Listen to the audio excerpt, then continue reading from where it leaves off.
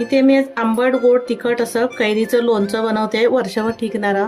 त्यासाठी बघा मी ते एक कैरी घेतली आहे, पण मोठी कैरी आहे. सगळ्यात पहिलं मी काय करते, हे साल काढून घेते.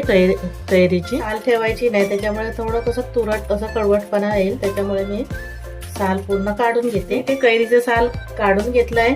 आता ही कैरी कापून घ्यायची आहे. कडक आहे, थोडीशी पिवळी दिसते पण ती कडक आहे. असे पातळ पातळ आपल्याला कापून घ्यायचे. मध्ये थोडे 2 भाग करते, अजून जास्त जाड पण नाही ठेवायचे, थोडेसे पातळच करून घेते मी. इथे मी बघा सर्व कैरी कापून घेतली, काढून घेतलंय आणि असे पातळ काप करून घेतले. जाडे पण नाही ठेवले बघा.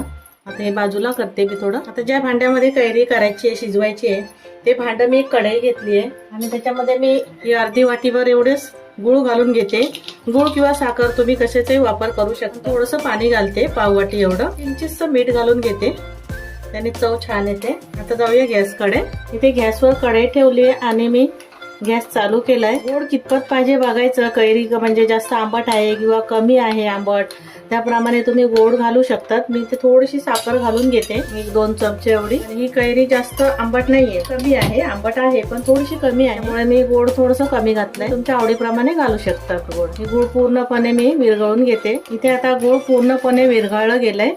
त्यामध्ये ही कापून घेतलेली ती कैरी घालून घेते आणि व्यवस्थित असं मिक्स करून घेते. गॅस मी मध्यम केलाय. आता हे शिजून घेते. ती गॅस मध्यम केला आणि शिजून घेतली. छान अशी शिजली गेली आहे, दाखवते. कैरी घेतली आणि बघ, ह्याला काही जास्त वेळ लागत नाही.